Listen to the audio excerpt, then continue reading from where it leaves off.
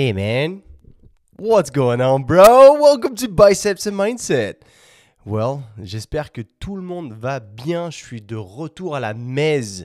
Donc après 4 épisodes sur place, forcément un épisode par semaine, on a tenu la cadence, ça fait plaisir. Donc là, potentiellement la qualité sonore a dû te dire « Ah, ça y est, il est de retour » parce que c'est censé être vachement mieux. Enfin, j'espère. Je t'avoue que j'ai investi dans de nouveaux petits micros pour me déplacer qui, je pense, sont un peu mieux bien que ceux que j'avais juste auparavant. Malgré tout, je suis content tout de même parce que ces petits micro Rode que j'avais là, que j'ai utilisés on the go pendant que j'étais à l'étranger, je trouve qu'ils ont fait un plutôt bon taf. Donc tu m'en diras des nouvelles, tu me diras ce que tu en as pensé. Mais je pense que tu préfères le doux son de ma voix à travers ce gros micro.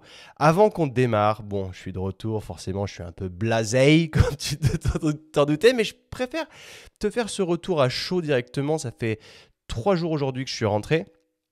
Les 2 premiers jours, mec, comment t'appelles ça, le jet lag a été vraiment famoso, plus. J'ai pris cher. J'ai eu vraiment du mal. Je me suis dit, allez, je vais beat the jet lag dès le premier jour, mais vraiment pas. Parce que malgré le fait de ne pas être allé me coucher tout de suite, de faire juste une petite sieste, de mettre un réveil, d'aller ensuite au gym, bah ça l'a pas fait. Parce que mine de rien, mes nuits n'ont pas été réparatrices. Je le sentais qu'en me levant le matin, j'étais éclataxe. Et ça a duré 3 jours. Et aujourd'hui, ça va un peu mieux. Et je pense que là, on va pouvoir repartir bien comme il faut, que ce soit sur l'entraînement ou autre. D'ailleurs, à l'instant où je te parle, j'ai même une séance de laser sur mon tatouage demain matin. Et ouais, mon pote, tu as maintenant écouté l'épisode 116, me semble-t-il, où je décris que je décide d'enlever tous mes tatouages. Et ouais, c'est une décision que j'ai prise et qui ne changera pas. Et du coup, bah là, tu vois, si tu regardes si tu regardes la vidéo, tu vois un petit peu mon tatouage, en tout cas ce qu'il en reste sur le haut du bras n'a pas encore été touché. Du moins, c'est demain que je vais pouvoir commencer. Mais voilà, bref, c'est pas le sujet de la journée. Aujourd'hui, on va débriefer Sydney. Après avoir parlé un peu de Bali. Alors, je t'avoue que je vais faire un disclaimer par rapport à Bali. J'ai été un peu rude sur Bali, mais pas dans le sens j'aurais pas dû ou autre. C'est mon expérience, c'est personnel, c'est subjectif, donc c'est comme ça. Donc c'est comme ça que je l'ai vécu et c'est ce que j'en pense. Malgré tout, bah aujourd'hui j'ai des gens que je connais qui y sont et ils se tapent pas la pluie comme moi je me la suis tapée. Je pense que j'ai vraiment pas eu de bol et que ça m'a fumé mon expérience. Tout ce que je sais, c'est que je vais y retourner. Je sais pas quand, certainement pas dans la même période, bien entendu, mais dans la période sèche où il pleut pas, parce que moi la pluie c'est vraiment le truc qui me fait le plus chier. Je sais que c'est nécessaire malheureusement, mais c'est vraiment le truc, tu vois, je préfère qu'il neige plutôt qu'il pleuve, parce que la pluie, je sais pas, je ne supporte pas la pluie. Tu vois, j'ai vécu dans des pays comme l'Australie et l'Espagne où il pleut rarement, et tu deviens un con après parce que t'en as marre et que t'as jamais eu la pluie, mais quand tu l'as une semaine par an, tu pètes un plomb, tu vois, c'est pas normal, enfin tu deviens intransigeant et ouais, faut que je me calme un petit peu là-dessus, mais c'est vrai que la pluie me gonfle et j'ai vraiment pas eu de chance, tu vois, quand je vois plein de gens qui, quand ils sont partis à Bali, ont pu aller à Ubud, faire plein de trucs cool, la forêt des singes ou autre, avec un soleil merveilleux, et que moi j'y suis allé et que j'ai pris la tempête, tu vois, c'est pas cool. Étant donné que j'ai pris la tempête absolument tous les jours, c'est dommage, tu vois, je suis même pas hyper bronzé, à mon grand désarroi, mais bref, c'était quand même c'était plutôt cool.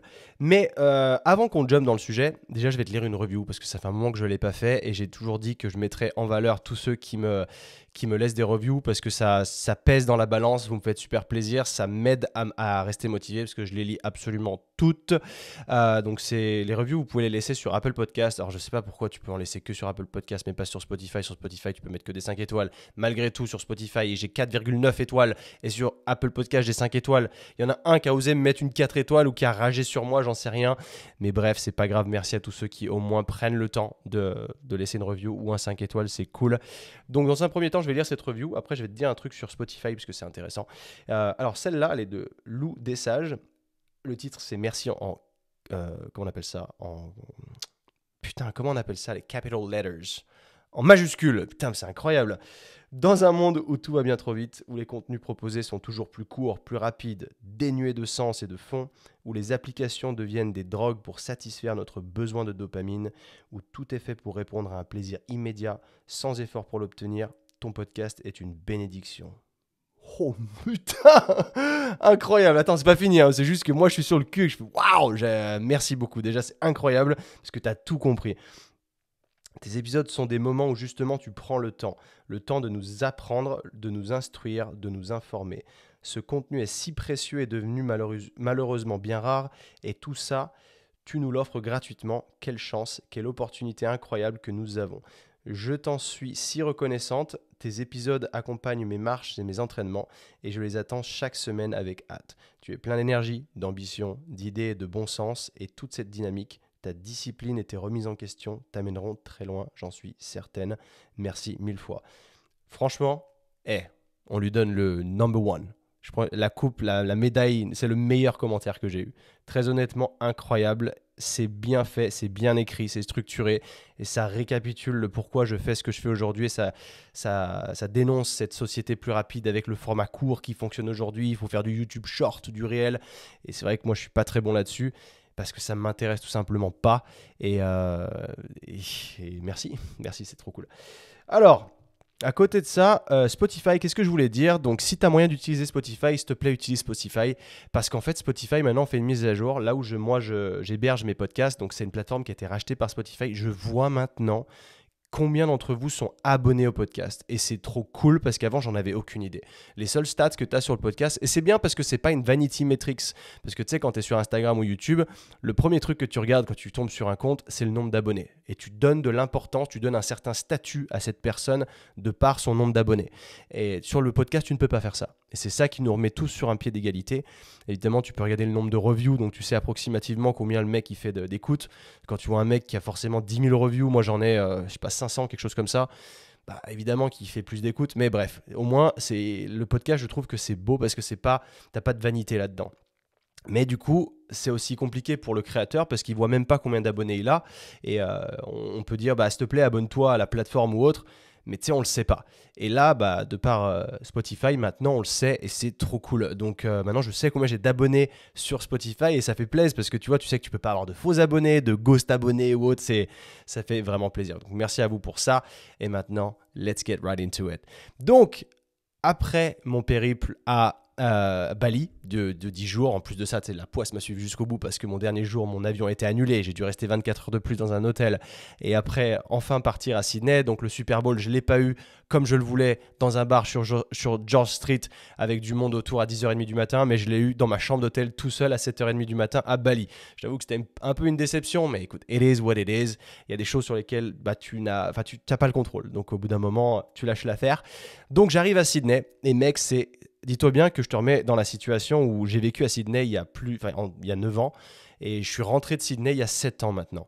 Et je ne suis pas retourné en Australie depuis 7 longues années et tous les ans je disais je vais y retourner. Forcément, bah, la vie en a voulu différemment. J'avais pas forcément la thune, tu construis une entreprise donc tu as des engagements, tu peux pas trop te barrer comme ça et là j'ai pu. Et ça m'a fait un bien fou. Et mon état d'esprit en revenant en France a un peu changé, un peu évolué, je dirais. Et j'ai des envies qui ont ressurgi et qui font du bien parce que je m'étais un peu enlissé, si je puis dire, depuis que je suis rentré en France. Tu sais que moi, ça me perturbe un peu dans le sens où ça me stimule pas tellement, pas autant que je l'aimerais, sur plein de plans, hein, pas que professionnels. Mais le fait d'être là-bas, c'est une claque dans la gueule, quoi. Donc là-dessus, maintenant, tu imagines un peu tout. Parce qu'il y a de quoi se plonger. Moi, le but, c'est de te faire un peu rêver, de te faire découvrir des choses. Déjà, en premier lieu, ce que j'aimerais te dire, c'est que si tu n'es jamais allé en Australie encore aujourd'hui, réserve-toi un moment dans ta vie pour y aller. Je sais que c'est un des pays les plus lointains du monde. C'est chiant, c'est cher, c'est long. C'est surtout ça qui est chiant. C'est très, très, très long dans l'avion. Tu as à peu près 30 heures de transit. C'est pas kiffant, ça fatigue, etc. Mais ça en vaut la peine. Et je sais que moi, je parle de Sydney avec beaucoup d'étoiles dans les yeux. Et c'est une ville que tu dois absolument faire si tu n'as pas encore eu l'opportunité de la faire. Et te laisse pas prendre par le temps ni par le fait que tu aies des bagages. Quand je dis des bagages, c'est pas littéralement, hein. Ça veut dire en gros, bah, j'ai des enfants, j'ai ci, j'ai ça, j'ai plein de trucs, je peux pas y aller comme ça. Trouve un moyen. Peu importe ta situation, trouve un moyen un jour, dis-toi j'y vais, déjà vas-y au moins 2 semaines, parce que c'est tellement loin que au moins 2 semaines. Bah, moi du coup j'ai fait que 2 semaines, enfin 2 semaines et 2 jours, quelque chose comme ça. Enfin 2 semaines et 1 jour même, parce que on m'a perdu mon deuxième jour à Bali malheureusement.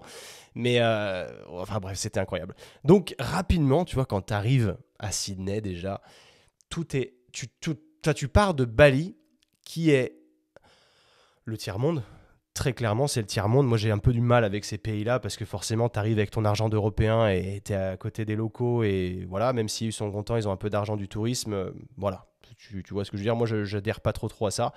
Mais du coup, tu arrives en Australie où là, clairement, c'est l'Amérique. C'est le monde moderne.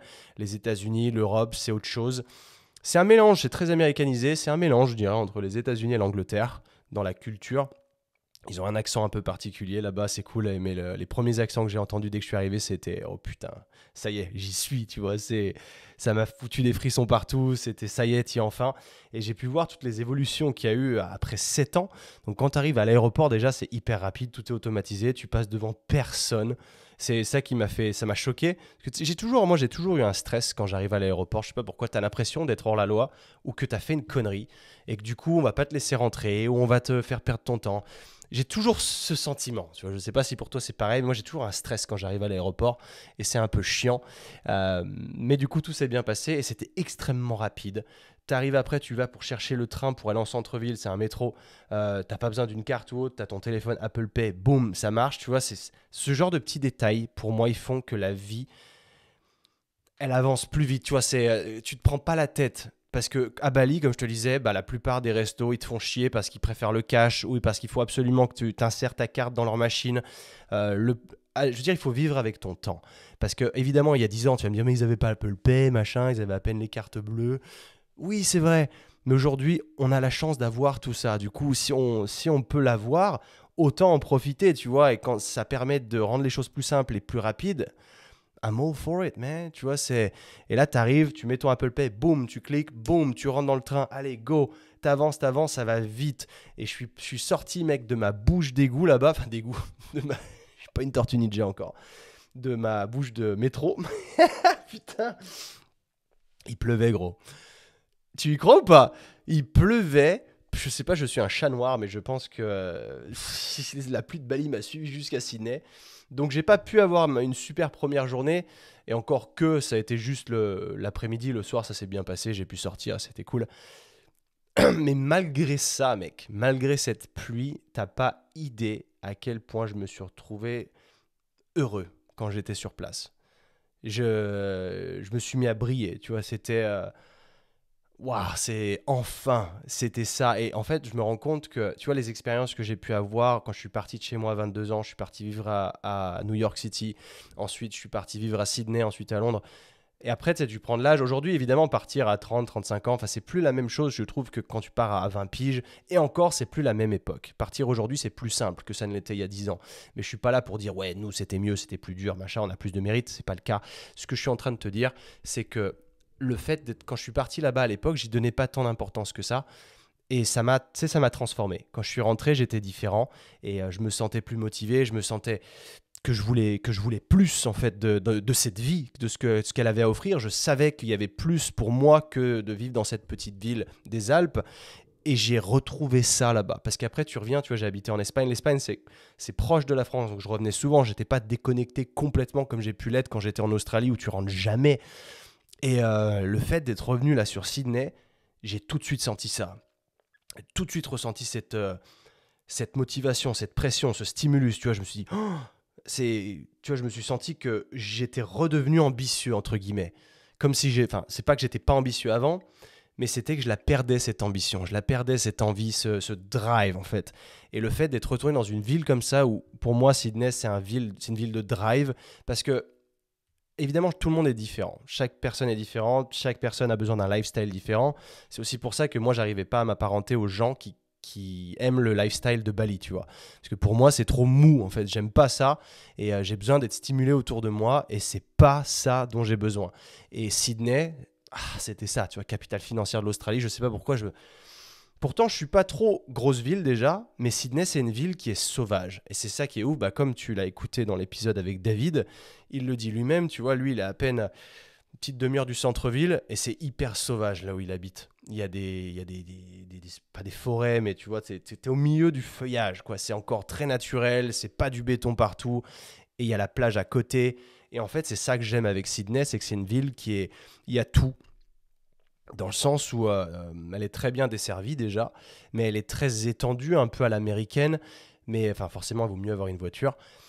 Mais malgré, si t'as pas de voiture, tu vois, si tu restes dans les environs, le fait de prendre un bus ou un métro, ça va vite, tu vois, c'est très bien foutu. Et d'ailleurs, là, il y a à peine un an, ils ont installé un tramway dans le centre de la ville qui traverse toute la ville. Il n'y était pas à l'époque où j'y étais. Et c'est cool, parce que ça rend toute la longue rue de George Street, qui est une des rues, enfin, si ce n'est la rue primaire de Sydney, qui traverse tout. Avant, il y avait des voitures. Donc là, aujourd'hui, il n'y a plus de voitures. Ça la rend piétonne avec des tramways. C'est exceptionnel. Là où j'ai kiffé de ouf. Enfin, c'était dingue, mec. C'était dingue. Et moi, juste une petite seconde. Parce que je me connais, je parle beaucoup, donc j'ai pris de l'eau. J'ai pris un truc à boire à côté parce que j'ai un débit de parole qui m'assèche la gorge. D'ailleurs, le fait d'être rentré, à peine je suis rentré, je suis déjà malade. Tu y crois ça? Je pense qu'il y a un aspect mental là-dedans. Mais j'ai un peu le nez qui coule, j'ai un peu la gorge sèche, tu vois. J'étais mieux là-bas, clairement. Et là, il fait froid, puisque je suis arrivé il y a 3 jours et il fait froid de ouf. Comparé à ce à quoi je m'attendais, je me suis dit, je vais échapper à l'hiver, je vais revenir début mars, il va faire plutôt bon. J'ai oublié que j'étais plus en Espagne non plus, parce qu'il fait pas plutôt bon, il fait froid de ouf, tu vois. Donc, bref, revenons là-bas à Sydney, en Australie. Tu vois, donc ça, c'est tous les bons côtés. Enfin, la première impression, je dirais, tout ce que ça m'a rappelé au départ. Et après, tu arrives dans la réalité, à savoir le coût de la vie. Et ça, mon pote, il y a eu des choses sur lesquelles j'ai eu des bonnes surprises et d'autres de très mauvaises. Alors, les bonnes, commencer avec ça, c'est que toi, tu arrives en tant qu'Européen, tu gagnes des euros, tu gagnes pas des dollars australiens. Et ça fait une différence énorme. Parce que pour des mecs qui bossent là-bas, du coup, bah, évidemment, peut-être que le salaire... Allez, un mec qui gagne bien sa vie, là-bas, il gagne peut-être 10 000 dollars par mois, pardon. C'est énorme. Mais quand tu le redescends en euros, ça fait à peine plus de 6 000 euros. Ça fait quand même un salaire énorme, on est d'accord, mais le coût de la vie, dis-toi bien que c'est pas le même du tout. Et déjà, je pense que quand tu gagnes 10 000 dollars par mois, t'es déjà bien, tu vois. Et je dis ça parce que j'ai en fait, j'ai aucune idée, tu vois, j'ai pas d'ordre d'idée de combien est-ce que ça coûte. Je sais qu'à l'époque, bah, mes clients, c'était des corporates qui gagnaient beaucoup d'argent et c'était à peu près dans ces eaux-là. Mais de ce que j'ai vu, la différence, elle est surtout je suis rentré il y a 7 ans. Le coût de la vie n'était pas si cher. Et là, en arrivant, donc à l'époque, je gagnais des dollars australiens. Et forcément, tu sais, quand tu dépenses en dollars australiens, c'est pas la même impression. Tu vois, je vais te donner un exemple tout bête, c'est que je suis allé chez Lululemon. J'aime beaucoup cette marque depuis longtemps. À l'époque où je bossais à Londres, on était sponsorisé par eux, donc des fois on avait de la cam gratos. Donc c'était cool parce que c'est une marque qui est très chère. Et donc il y a quelques mois, j'étais chez Louis à Londres et je me suis acheté un short chez Lululemon et il coûtait 70 pounds. 70 pounds en plus, donc déjà tu te dis 70 déjà pour un short, c'est cher, mais tu te dis que c'est des pounds, donc tu dois augmenter ce tarif pour arriver en euros. Donc c'est à peu près 80 euros, tu vois. Et 80 euros le short, je suis putain gros, pas donné quoi. Et donc je l'achète. Moi j'ai eu de la chance parce qu'à la fin on connaissait la caissière, elle nous a fait un prix, bref, je rentre pas dans les détails là-dessus. En Australie, le prix chez Lululemon, il est à peu près le même. Le short, il coûtait 80 dollars. Mais quand tu le redescends en euros, bah, ça fait 50 balles pour le même short en fait. Donc il est vachement moins cher. Et tu te rends pas compte parce que tu te dis, ah, mais la vie elle est chère ici, tu vois, les montants sont plus élevés. Et d'ailleurs, bah, les pays où les montants sont plus élevés, généralement, c'est parce que la monnaie, elle est pas aussi forte. Et en fait, là, si tu veux, pour redescendre ça en euros, tu fais 1,6. Tu divises par 1,6 à peu près et tu as le prix en euros. Et ça fait une diff énorme. Ça fait une diff énorme parce que sur le moment, tu te rends pas compte parce que tu regardes les prix, tu te dis, ah, c'est cher, tu vois, 70 dollars, machin. Et encore, c'est pas comme quand tu es aux États-Unis où c'est 70 dollars US, où ça correspond plus ou moins à 1 euro. Et en plus de ça, quand tu arrives en caisse, tu payes les taxes, parce qu'aux États-Unis, les taxes sont ajoutées après. En Australie, c'est pas le cas. C'est déjà tout inclus, tu vois. Il y a 10% de TVA qui est déjà inclus, ce qui est plutôt cool. Et du coup, tu sais, je suis allé faire les magasins, et moi, là-bas, il y a un magasin que j'aime beaucoup, qui s'appelle Industry. Mec, j'ai encore mon sac de voyage, que tu vois d'ailleurs là-haut. Il est tout écrasé. Si tu regardes en vidéo, tu l'as là-haut, en cuir que j'ai depuis Sydney. Hein, et je l'utilise toujours. Donc, tu vois, c'est de la bonne cam. Et je l'avais payé 200 dollars australiens. Donc, ça faisait 150 balles, même pas. Et du coup, je rentre dans ce magasin et je commence à acheter plein de trucs. Enfin, essayer plein de trucs déjà dans un premier temps. Et le montant final, il m'a fait flipper. Tu vois, elle me dit 350 dollars. Et je fais, en fait... Et en fait, retombé en euros, 220 euros. Et en fait, pour tout ce que j'avais, C'était pas cher, mec, parce que j'ai vraiment acheté beaucoup de choses. J'y suis pas allé de main morte et j'ai dû acheter, pour ce prix-là, il y avait peut-être 6 ou 7 articles. 220 euros, mec. C'est pas cher à ce prix-là, tu vois. Et c'est là où je me suis, tout de suite, ça m'a tilté. Je me suis dit, mais attends, en fait, te laisse pas impressionner par le montant, parce que j'avais plus l'habitude, forcément. Et vu que moi, là, à l'heure d'aujourd'hui, je ne travaille pas à Sydney, je suis un touriste, entre guillemets, je gagne mon argent en Europe, en euros, et du coup, ben, j'ai un bon pouvoir d'achat en venant ici, tu vois. Et là, j'ai fait, ah ouais, cool, en fait, ça fait la différence, tu vois. Et donc, je continue un peu ma vie, j'achète plein de trucs, forcément. Parce que je t'avoue qu'à Bali, je n'ai rien acheté du tout. Mais à Sydney, j'ai acheté beaucoup de trucs. Et j'ai eu peur parce que ma valise a été un peu plus lourde à la fin, mais il s'avère que j'avais plus de kilos que ce que je pensais, inclus dans mon billet. Donc ça, c'est plutôt cool. Mais par contre, donc là-bas, tu vois, c'est pareil, tu manges. Ça paraît cher quand tu vas bouffer. Sur le montant, c'est toujours pareil. Tu vois, premier truc que je fais, je vais au Subway. Mon premier repas là-bas, c'était un Subway. Parce que Subway, bah, c'est une chaîne internationale. Donc, tu t'attends à la même chose à peu près partout.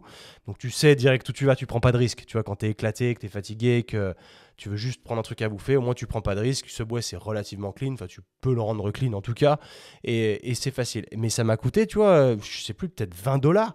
Et je fais, putain, c'est cher. Tu vois, en France, tu te dis, oh, ça te coûte 10 euros ou peut-être un peu plus, dépendamment de ce que tu prends. Mais en fait, quand tu le redescends, bah, t'étais à peut-être 14 euros, mais j'avais pris un gros truc quand même.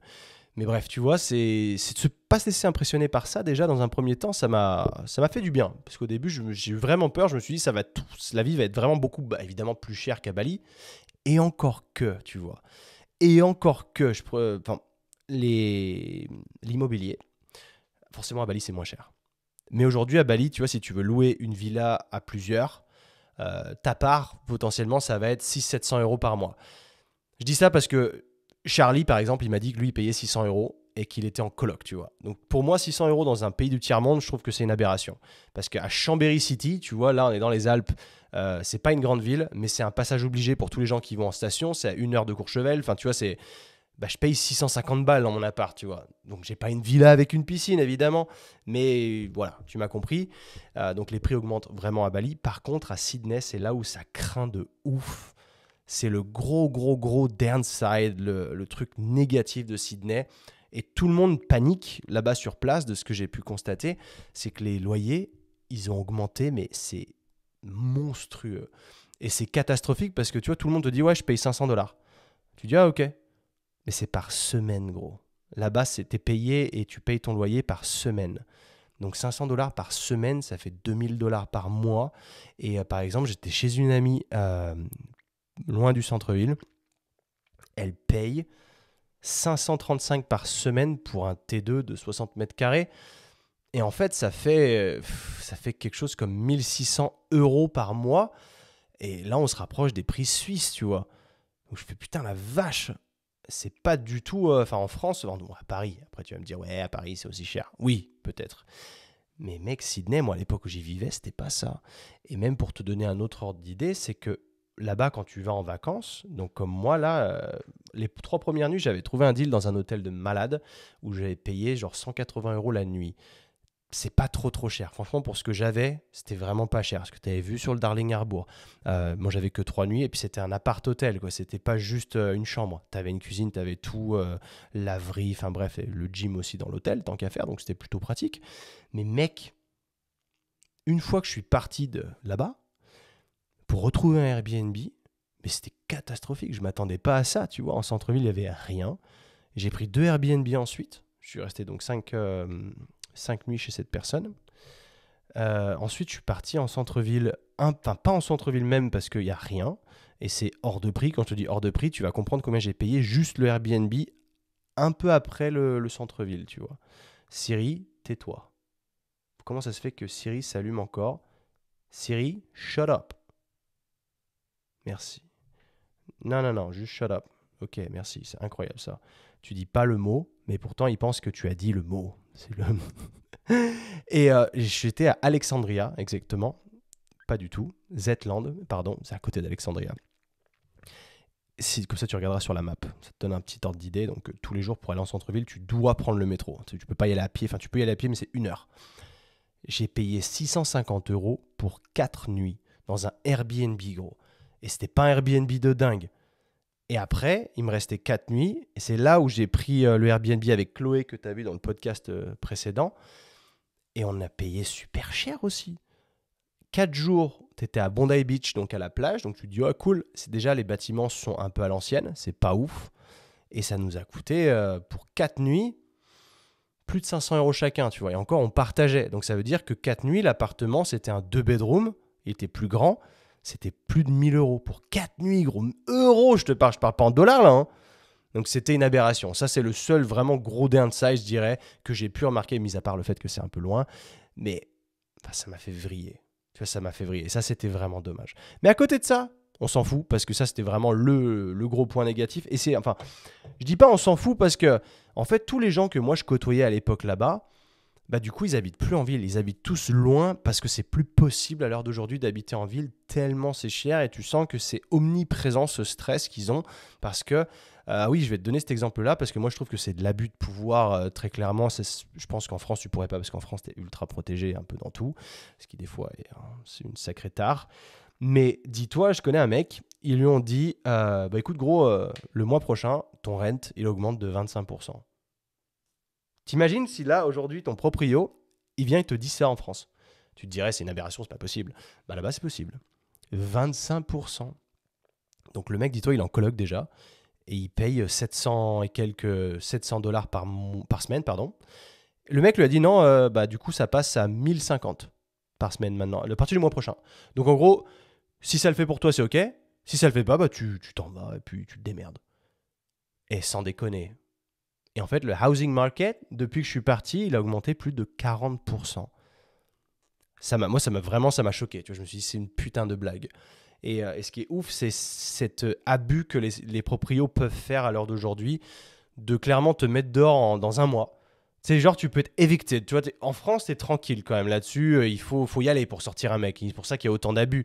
Mais alors là-bas, ah bah gros, le mois prochain, ton rent, c'est plus 25%, t'es pas content, mais je vais te sortir de là, et puis c'est réglé. Parce que je sais très bien qu'il y aura des gens qui paieront ce prix-là. Mais c'est là où je me dis jusqu'où est-ce que ça pourra aller.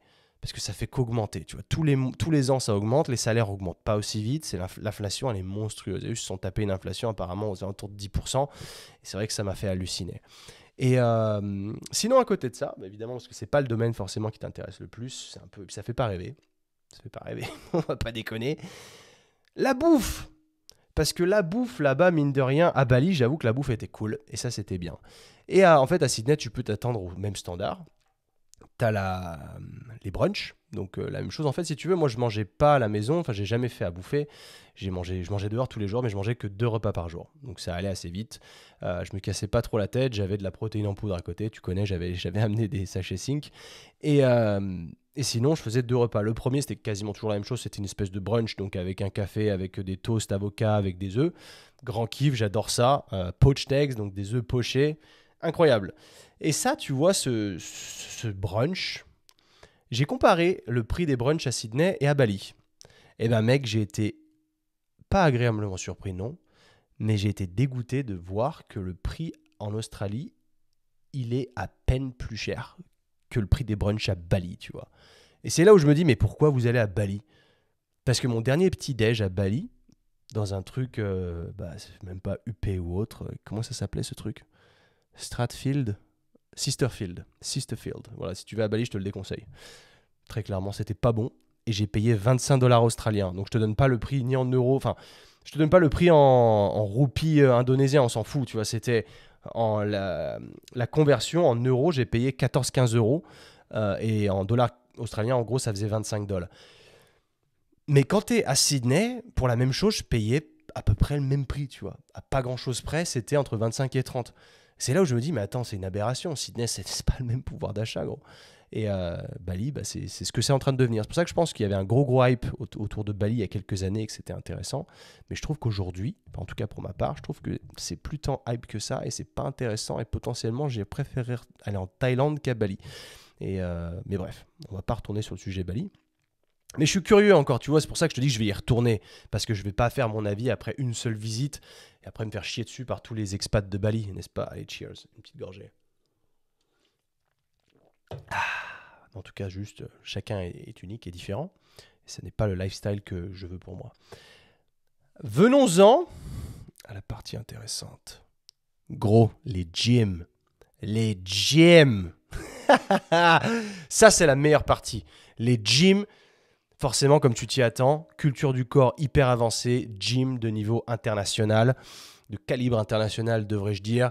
Pareil qu'aux États-Unis, truc de malade, infrastructure gigantesque, tout est neuf, tout est méga stylé, t'as envie de faire des vidéos tout le temps quand t'es là-bas. Grosse différence. À Bali, t'as pas le droit de faire de vidéos dans un gym, t'as pas le droit de sortir ta caméra. Et ouais, ça c'est aussi à prendre en compte. En Australie, t'as le droit, ils sont cool. Et mec, là j'ai les frissons parce que je refais parce que les gyms, mec, bah forcément c'est ma vie, tu vois. Et j'allais au gym enfin pas tous les jours, mais presque. Mais tu vas comprendre pourquoi j'y allais pas tous les jours. Parce qu'en fait, là où il y a le revers de la médaille, c'est que c'est hyper cher. C'est que c'est hyper bon. Forcément, tu payes à la semaine, mais eux, ils ont l'habitude, soit ils te font payer au drop-in, donc à l'entrée, à la classe, ou donc à la semaine, mais ils n'ont rien de prévu pour les touristes. Et ça, je trouve que c'est dommage et c'est très mal foutu. Ils n'ont rien de prévu pour les touristes. Donc en fait, tu viens une semaine, t'es niqué. Ah bah non, du coup, tu vas prendre un dépasse tous les jours. Et le dépasse, par exemple, chez Fitness First, là où je travaillais, c'est 32 $. Fais chier, tu vois. Fais chier pour aller t'entraîner 1 heure de payer 22 € à chaque fois. Ça, je t'avoue que ça m'a foutu le somme. Donc j'ai changé de gym presque à chaque fois parce que j'ai essayé de trouver des deals. Des fois, tu arrives à faire des free trials, donc tu arrives à choper une entrée gratuite. Et moi, je suis retourné, mec, au fief, à Fitness First de Zone. Donc c'est là où je bossais au tout début, mon premier job dans le fitness, mec. Ça, c'était un truc de dingue. Et je descends et ça avait tout changé. Déjà, j'ai pas retrouvé l'entrée parce que c'était de l'autre côté du building. Ils ont complètement changé d'infrastructure. Et ils ont tout pété à l'intérieur, tout refait. C'est moins bien qu'avant. Je dois le dire, c'est moins bien qu'avant. J'ai revu des anciens membres de l'époque qui m'ont dit c'était mieux quand t'étais là, pardon. Ça m'a fait chaud au cœur, ça m'a fait plaisir. Mais je pense que c'était le cas. Et par contre, j'ai rencontré un mec à l'accueil super cool. Et ça, c'est bien, tu vois, c'est que ces gens sont très les Australiens sont hyper friendly. Ils sont ouverts à parler avec tout le monde. Ils sont radieux, tu vois. Par contre, derrière ça, dis-toi que c'est un peu comme aux États-Unis. Il va y avoir cette espèce d'hypocrisie. C'est pas une hypocrisie, c'est plutôt qu'ils ne fonctionnent pas comme nous. Dans le sens où nous, on va peut-être moins être ouverts, mais dès qu'on s'ouvre, bah, on devient plus connecté avec la personne. Là-bas, ils sont plus ouverts. Mais du coup, avant de connecter avec eux sur un plan plus profond, ça va être compliqué. Et du coup, tu ne deviens pas leurs amis tout de suite. Mais au moins, la première approche, elle est toujours nice, tu vois, elle est toujours sympa et ça, c'est appréciable. Et du coup, je discute un peu avec les réceptionnistes. Je lui fais comprendre que je travaillais là avant et que tout a changé, que ça me fait plaisir d'être là. Du coup, il me laisse m'entraîner gratuitement. Boum, première séance, gratos. Déjà, on gère le truc pas trop mal, c'est cool. Ensuite, je change un peu de gym, je teste. Alors, j'ai payé un peu tous les prix. Tu as des gyms un peu plus excentrés où tu payes 15 $ l'entrée. Et après, ça monte jusqu'à 40 potentiellement, tu vois. Donc, Fitness First, on était à 32. Si tu y vas et que tu tombes sur quelqu'un qui est cool, que tu leur dis que tu étais entraîneur ici il y a 10 ans, ils te disent OK, je te le fais à 22. Donc, tu payes 22 $ au lieu de 32. En fait, le prix 22, c'est quand tu vas faire un drop-in avec quelqu'un qui est déjà membre. Donc, bon à savoir, hein. Je te dis des trucs, là, c'est des petits... c'est good to know, tu vois, ça fait plaisir de savoir ça. Mais je t'avoue que j'ai payé un peu cher en gym. Après, je suis allé voir Unit. Donc, Unit, c'est ceux chez qui je travaillais à Londres. Donc, c'était F45 à l'époque, mais mon boss là-bas avait transformé le concept en Unit parce qu'il s'était embrouillé avec F45, pardon. Et je t'avoue que F45 ne fait plus aussi bien aujourd'hui. Ils sont un peu dans le jus. Ça n'a plus la cote comme ça avait pu l'avoir auparavant. Donc bref, sur F45. Mais du coup, Unit. Donc c'est un de mes potes qui a ouvert ça à Sydney parce que c'était un Australien et qui bossait avec moi à Londres. Donc ça fait plaisir, tu vois. C'est ça qui est cool quand tu y vas de manière nostalgique comme ça. C'est que tu peux revoir des vieux potes. Et c'est cool. Et je vais te montrer, enfin, je vais te dire aussi pourquoi je dis ça. C'est pas anodin. C'est parce qu'il y a des bons côtés et des mauvais. Et là, en l'occurrence, je me suis entraîné chez Unit. Je suis allé voir Matt. Il m'a booké dans une classe. Il m'a pas fait payer. Il s'est entraîné avec moi. C'était super cool. Après, je lui ai payé le café. Ça fait trop plaisir, ça. Mais à l'inverse, il y a des gens, donc moi je m'étais fait une liste de gens à absolument revoir là-bas. Parce que forcément, j'avais ma vie là-bas. Quand tu as vécu 2 ans et demi dans un endroit, bah, gros, c'est ta vie. Donc, tu rencontres du monde et moi j'avais envie de les revoir. Moi je me suis attaché à eux, tu vois, et j'avais envie de les revoir. Et je me suis aperçu, bah je les ai tous contactés et il y en a mec qui m'ont mis dans le vent. Et c'était un peu triste, tu vois, parce que je m'étais dit, bah moi je pensais qu'on était potes, tu vois. Et en fait, tu te rends compte qu'une fois que tu es parti de là-bas, ils en ont plus rien à foutre de ta gueule. Et c'est là où je parlais de cette fameuse espèce d'hypocrisie. C'est que pour connecter vraiment avec quelqu'un, c'est compliqué. Et il y a des gens avec qui je pensais qu'il y avait cette connexion. Tu vois, à l'époque où j'y étais, je trouvais qu'on était super proches, super potes. Mais il s'avère que pas tellement parce qu'il y en a qui n'ont pas fait le moindre effort pour me revoir. Et ça m'a blessé, tu vois. Parce que moi, je suis quelqu'un, en plus de... J'adore la connexion sociale, j'adore revoir les gens, enfin, c'est cool. J'adore l'aspect humain et le fait que ces gens-là, moi, je fasse 16 000 kilomètres et que je les texte, je dis vas-y, dis-moi quand t'es dispo, je me rendrai dispo pour qu'on se voit, j'ai trop envie qu'on se revoie, ça ferait trop plaisir. Et qu'eux te disent ouais, je te redis ou quoi, et en fait, ils te ghostent complètement.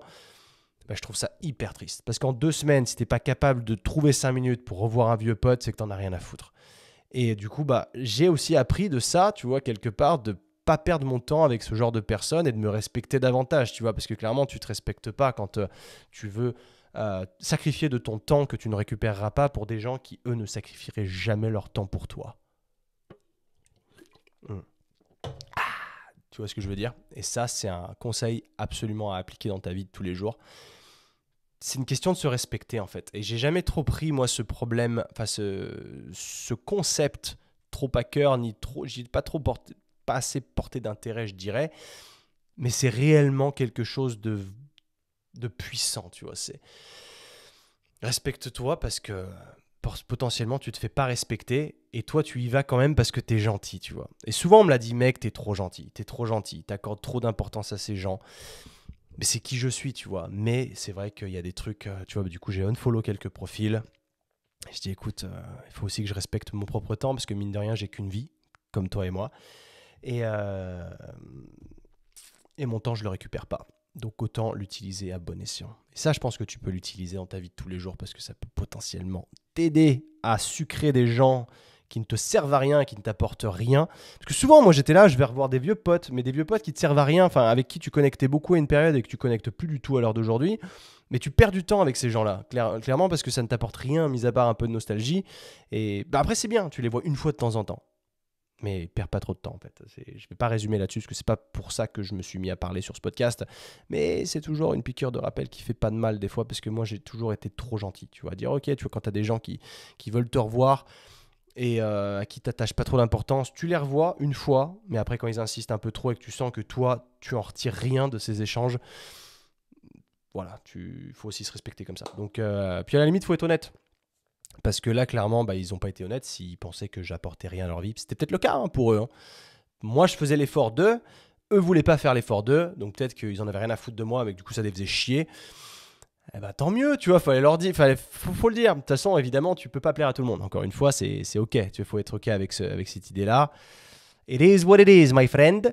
Donc bref, à propos de cette friendliness, je vais revenir sur les gyms, du coup, parce que bah, c'est de là dont je découlais. Les gyms sont incroyables, évidemment, ils sont incroyables. Je me suis entraîné dans plusieurs gyms. Je te conseille déjà les Fitness First. Fitness First Bond Street, c'est un gym de ouf, qui est gigantesque. C'est là où, à l'époque, je m'entraînais, parce qu'ils ont 3 étages, et je m'entraînais avec un sled déjà à cette époque-là. Et si jamais tu y vas, je te conseille d'y aller. Et je suis allé après à Bondi Junction. Bondi Junction, c'est un peu l'équivalent du centre-ville, mais entre le centre-ville et la plage. Donc tu as toute une zone commerciale gigantesque avec un gros Fitness First avec vue sur le centre-ville. C'est assez dingue.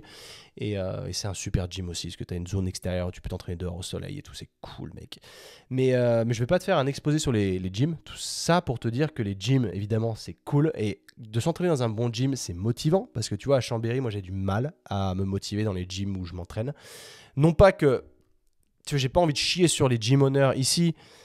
C'est vos gyms, vous en faites ce que vous voulez, mais juste que moi, je suis habitué à mieux, en fait. Et ça me stimule pas trop, tu vois. Je dois passer pour un sacré con arrogant, mais je suis désolé. Mais c'est vrai que j'ai des hauts standards par rapport à ça, parce que c'est un peu ma vie, tu vois. M'entraîner, j'aime ça.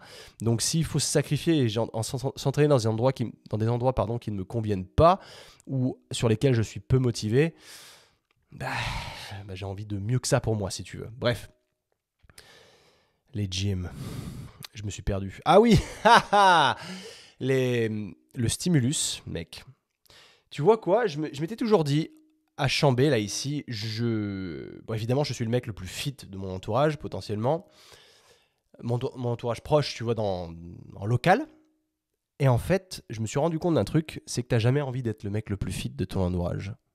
Tu n'as jamais envie d'être le mec le plus intelligent de la pièce. Tu connais ce dicton-là. Parce que ça se réplique exactement de la même manière. Parce que si tu es le mec le plus fort, le plus fit, ce que tu veux, tu vas pas devenir plus fort ou plus fit. Et tu n'as personne pour te tirer vers le haut. Tu n'as que des gens pour te tirer vers le bas, entre guillemets. Et ça, je m'en suis rendu compte là-bas parce que tout le monde est fit. Il y a tellement cette culture du sport, tout le monde est fit. Et gros, les meufs. Elles sont fit, mais toutes, elles sont fit. En fait, tout le monde fait du fitness. Et quand tu arrives dans un... Je dis... C'était drôle, hein. Je sais que j'ai beaucoup plus d'hommes qui écoutent mon podcast, mais j'ai aussi des femmes.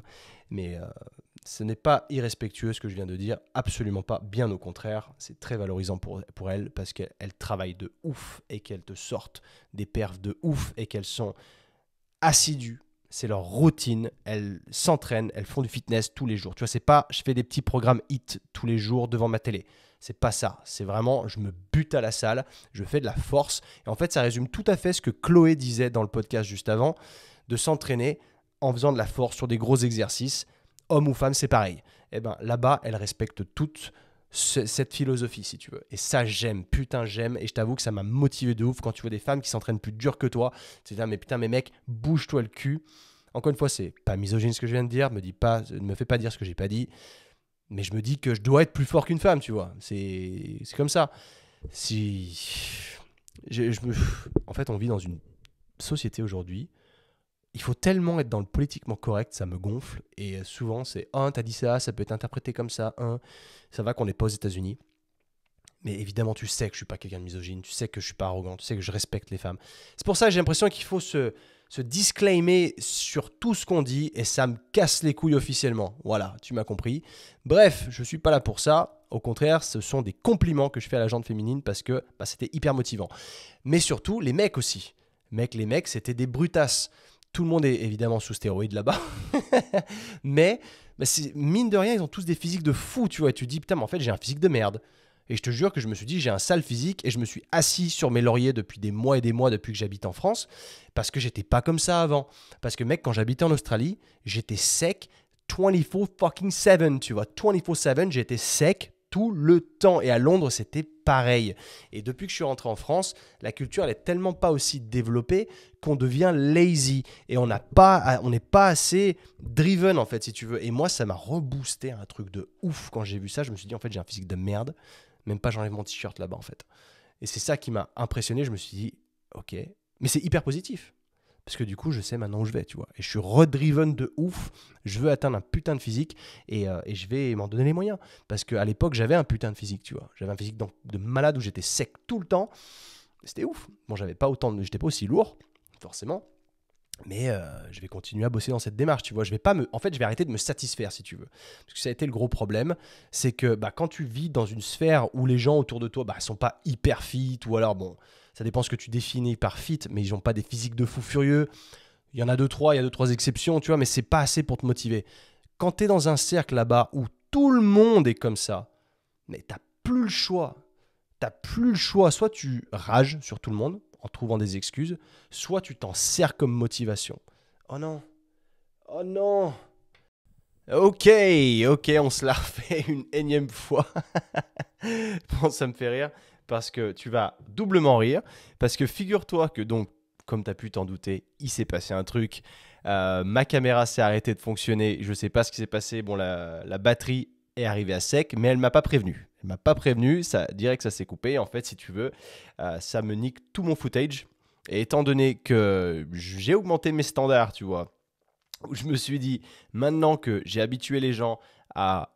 Enfin, c'est même pas qu'une question d'habitude de gens, c'est surtout pour moi de me dire, ok, tu la joues comme ça, tu as choisi de faire un format vidéo plus audio, donc maintenant tu assumes jusqu'au bout et je voulais pas faire un pas en arrière en me disant, ok, j'ai perdu la vidéo, du coup, je leur donnerai juste l'audio et puis c'est pas grave. J'ai préféré stopper et j'ai fini par payer un service 50 balles pour pouvoir récupérer ma vidéo endommagée, qui du coup maintenant est là. Mais figure-toi que ce petit morceau que là tout de suite je suis en train de te dire, je l'ai déjà tourné.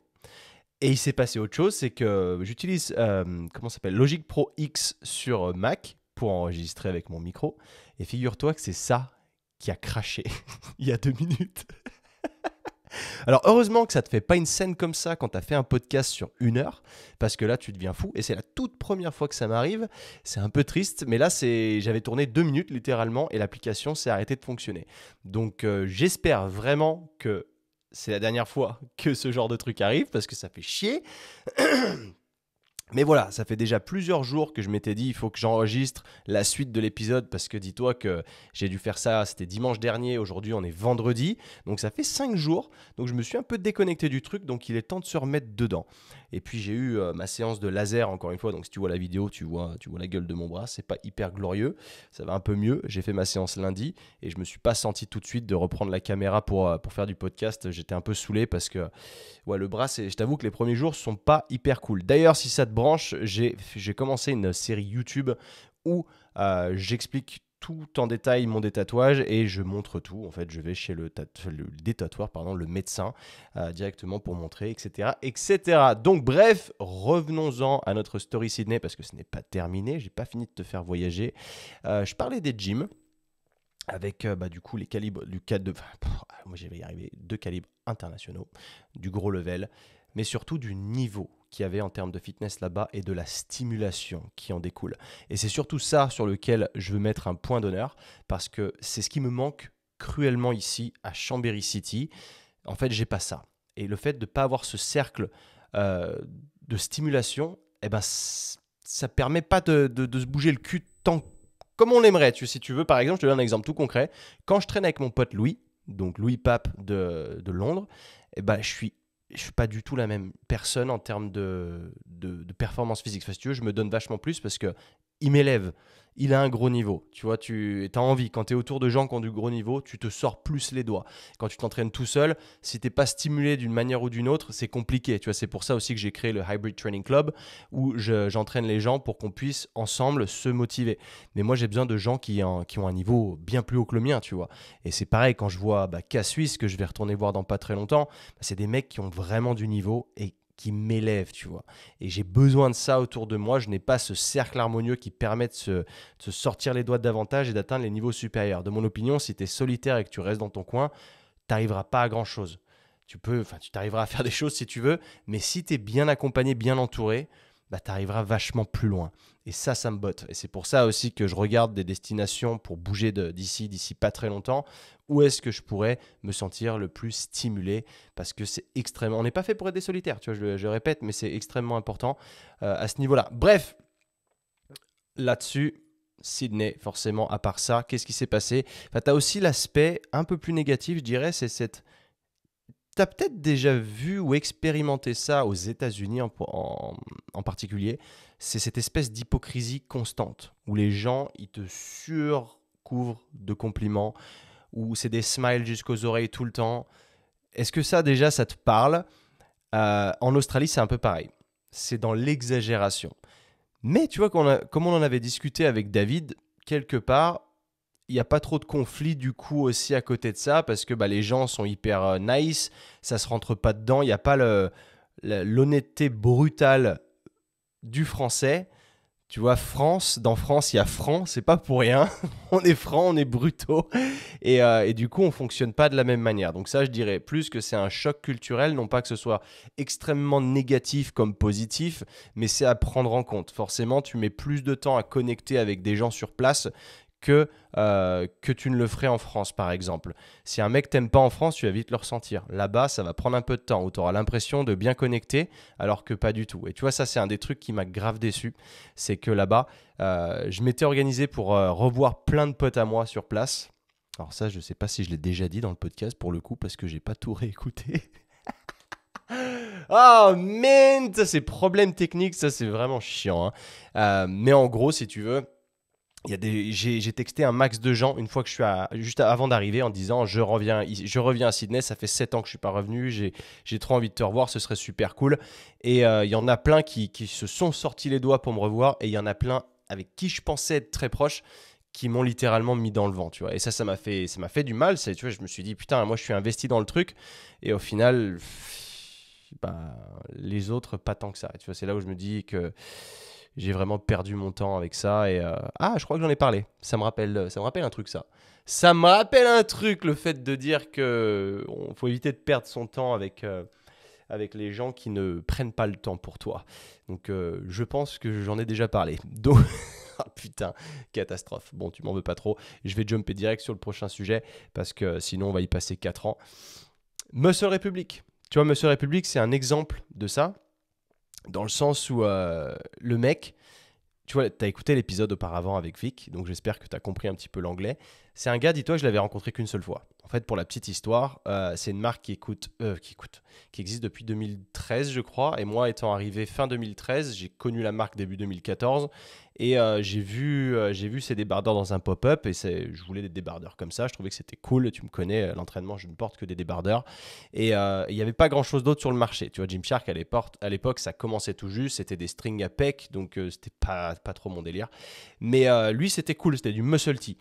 Et bref, je tombe là-dessus, je fais putain, c'est trop cool, je passe une commande sur le site et c'est lui-même qui vient me livrer la commande, le patron lui-même, tu vois. Quand tu regardes depuis les réseaux sociaux, tu te dis, mais en fait, c'est une grosse marque, tu n'as pas l'impression que c'est aussi accessible. Et lui, il démarrait tout juste, donc c'était pas une grosse marque. Au contraire, il était proche de son client et j'ai trouvé ça extraordinaire. Et c'est lui-même qui est venu dans le lobby de mon bâtiment, enfin là où j'habitais, pour pouvoir me donner le colis. En plus, il avait un modèle qu'il n'avait plus. Du coup, il a ramené plusieurs autres modèles en me disant, tiens, écoute, je suis désolé, j'ai plus le modèle dans ta taille. Est-ce qu'un de ceux-là te plaît? En fait, il m'en a filé 2 ou 3 gratuits pour s'excuser. Et tu vois, j'ai tellement apprécié. Je me suis dit, ce mec est super cool. J'adore le fait qu'il vienne directement te parler à toi. Il prend pas le truc pour acquis. C'est pas, il t'envoie le colis et tu te démerdes, il discute pas avec toi. Là, c'est vraiment, il cares. Tu vois, il veut prendre soin de son client et il a totalement raison parce que c'est comme ça que tu deviens successful à terme. Et du coup, on est resté en contact. Et moi, je me suis dit, ultime goal, tu vois, c'est pourquoi pas être sponsorisé par lui. Les réseaux sociaux démarraient tout juste, donc je me suis créé Instagram. J'y connaissais rien, mec. C'était, j'ai créé cet Insta, je postais à peine, c'était, 2014. Et quand je me prenais en photo avec ces débardeurs, je le taguais et il me repostait et tout. C'était super cool. Et du coup, on est resté en contact comme ça. Et même plus que ça, c'est qu'après, une fois que je suis quitté Sydney, on a eu 2, 3 petits quick collabs. Tu sais, on avait eu une collab avec Gymshark à l'époque. On a lancé la marque Sync sur le marché, donc Synergique à l'époque. On avait Synergique et Gymshark sur les débardeurs Gymshark. C'était cool. Non pas pour ceux qui pensent qu'on avait juste acheté des débardeurs Gymshark. Non, on avait été autorisé par Gymshark eux-mêmes de faire une collab pour le lancement. Donc c'était super cool de leur part. Mais du coup, Muscle Republic, on a eu la même chose. Étant donné que j'avais un contact privilégié, d'autant plus, on a eu la même chose pour un photoshoot ensuite derrière où il nous a envoyé des vêtements Muscle Republic pour qu'on les flock sync et c'était super appréciable de sa part. Mais tu vois, tout ça, on est resté en contact. J'ai essayé de l'aider dans le développement de sa marque en Europe, mais c'était compliqué dû aux envois avec la douane. Donc là, il a une solution d'ailleurs qui arrive. Je ne sais pas si tu as écouté dans la vidéo, mais début mai, les frais de douane anticipés, tu les payes avant. Donc en fait, comme ça, tu n'as pas de surprise si tu veux. Et ça va être super cool. Et je pense potentiellement qu'on va aller chercher un petit sponsor pour moi. Donc j'aurai peut-être un petit code ou j'en sais rien, un truc à te proposer. Mais moi, je suis hyper content. Tu vois, je suis habillé de la tête aux pieds avec du Muscle Republic. En l'occurrence, là, si tu me vois, je porte un t-shirt Muscle Republic et il taille extrêmement bien. Je suis très content. Bref, je suis pas là pour t'en faire la pub. C'est plutôt pour te mettre dans le contexte parce que après tout ça, tu vois, on s'était rencontrés qu'une seule fois sur 5 minutes littéralement, mais on est resté en contact. Et là, quand je lui ai dit que je venais à Sydney, mec, il a pas perdu de temps. Il m'a dit, ah, trop cool, viens nous voir au bureau. Tu me dis quel jour t'es là. On se débrouille pour que tu aies une visite et puis qu'on discute un peu et ce serait sympa. Et mec, c'est ce qui s'est passé. Et je suis allé les voir. Donc, j'ai mis 1 heure à aller jusqu'à leur entrepôt parce que c'est pas à côté. Mais hyper bien accueilli. Le mec, c'est le patron. Hein. Aujourd'hui, il a une équipe de, je sais pas, 15-20 personnes qui bossent avec lui. Et il a pris le temps. Et ça, j'ai halluciné, tu vois. Il a pris le temps, on est allé dans le hangar, il m'a montré un peu les nouvelles collections, il était hyper excité de me montrer. On a discuté de tout, enfin, comment tu vas, machin, comment ça se passe en Europe. Enfin, j'ai vraiment, vraiment apprécié. Et ça, c'était inattendu au vu du fait de ce que j'en savais des gens en Australie. Et ça a été super cool. Et après, derrière, il m'a même proposé un truc. Il m'a dit, écoute, ça fait tellement longtemps qu'on se connaît, du coup, que tu étais un des premiers customers de la marque. Je suis trop chaud qu'on fasse un clip vidéo avec toi qui répond à des questions et ça peut être super sympa. Et évidemment, moi j'ai sauté sur le truc parce que c'est pareil, tu vois, bon, à l'heure actuelle, bon, Quand ce podcast sortira, peut-être que j'aurai eu le clip. Je ne l'ai pas encore eu à l'instant où je te parle. Mais tu vois, ils ont été cool. Ils ont pris le temps. Il m'a filé, mon pauvre, une montagne de fringues. Et il y en a même plein que j'ai dû refuser parce que ma valise allait éclater. Et encore, je pensais que j'avais que 23 kilos, mais il s'avère que j'avais 30. Et donc j'ai fait le con parce que je suis passé avec 24,5 kg. Mais au final, j'aurais pu rajouter du stuff. Mais bon, tu verras aussi pourquoi. Est-ce que c'est mieux que j'ai pas pris tout ça. Mais tu vois, ça, j'ai hyper apprécié. Et dans le fond, tu vois, quand je te globalise un petit peu mon trip Sydney, bon, déjà, nostalgiquement parlant, ça m'a. C'est la larme à l'œil, pardon. Extraordinaire. Ça m'a fait un bien fou d'y retourner. Et là, ça m'a redonné l'envie d'y retourner plus de fois. Mais c'est surtout, c'est pas ça réellement qui m'a le plus impacté. Vraiment, ce qui m'a le plus impacté quand je suis rentré, c'est que ça m'a redonné cette vision. Ça m'a redonné cette envie du minimalisme, en fait, d'être mobile. Parce que je veux bien, ok, il faut s'installer à un certain moment, il n'y a pas de souci. Mais mec, le fait d'être mobile, ça change tout. Quand tu es en mesure, t'as pas accumulé trop de trucs où tu peux plus bouger du tout. Tu sais, quand tu as des gosses, ce genre de choses, tu vois, mais c'est pas pour dire, parce que je sais que j'ai des gars qui ont des enfants qui m'ont dit, ah, je peux pas trop partir à l'étranger, tout ça, et ça se comprend de ouf. Mais tu le sais aussi, quand tu fais des enfants, c'est un poids énorme et il faut bien réfléchir. euh, Dépendamment de ce que tu as envie de faire avec ta vie. Parce que si tu peux plus bouger du tout, c'est sûr que c'est un peu handicapant. Et il faudra dans tous les cas, parce que je veux des enfants un jour, il faudra dans tous les cas se poser à un endroit pour qu'ils puissent avoir une vie un peu stable, pouvoir aller à l'école, etc. Ça dépend du pays où tu vas aller. Enfin, tu sais, si tu t'amuses à bouger de pays en pays, les pauvres, ils vont galérer, quoi. Après, ça se fait. Si tu te souviens de l'histoire de Tom, c'est comme ça qu'il a été élevé, lui. Ses parents bougeaient dans plein de pays. Mais bref, on n'est pas là pour parler de ça parce que j'ai ni gosse ni meuf. Donc on n'en est pas là. Mais tout ça pour te dire qu'en gros, ça m'a redonné cette vision du voyage et ça m'a réouvert aux limitations que j'avais dans ma tête.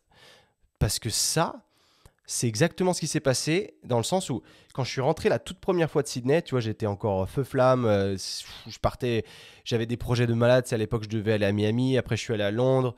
Et en fait, depuis que je suis rentré en France, je me suis aperçu eh ben, tu t'enlises petit à petit. Et je te dis ça, c'est les 3 ans que j'ai passé à créer Sync avec mon pote, en 2017, 2018, 2019.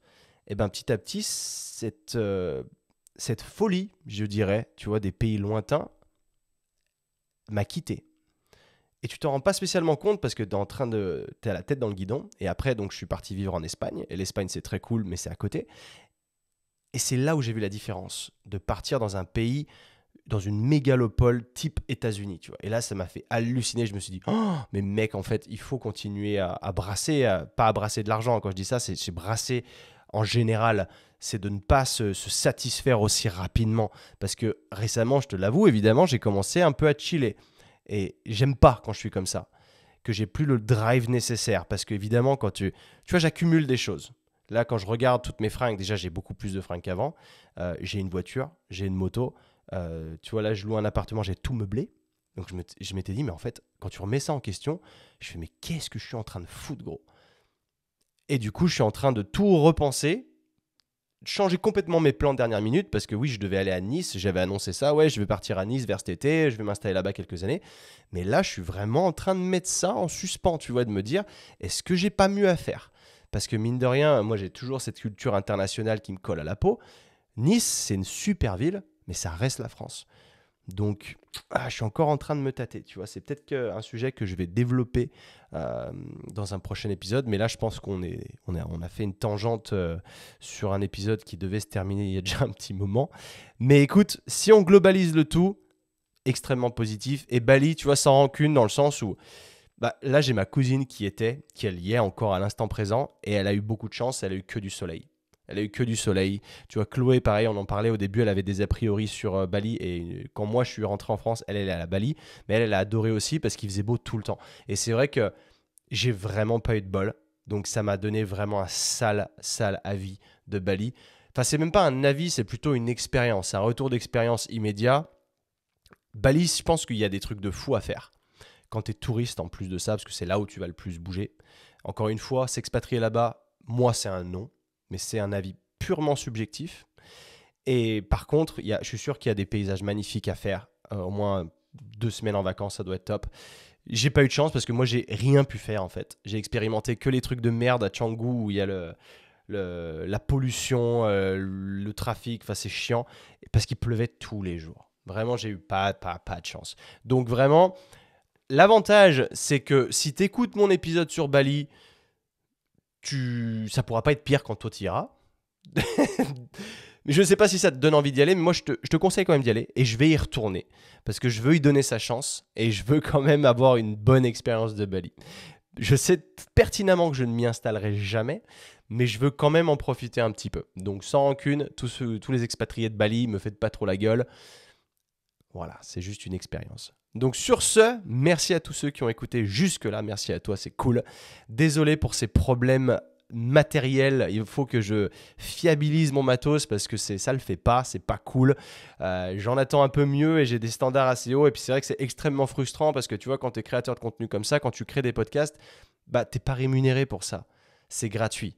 Enfin, à moins d'atteindre... Je ne suis pas encore au niveau où je peux faire des placements de produits à travers.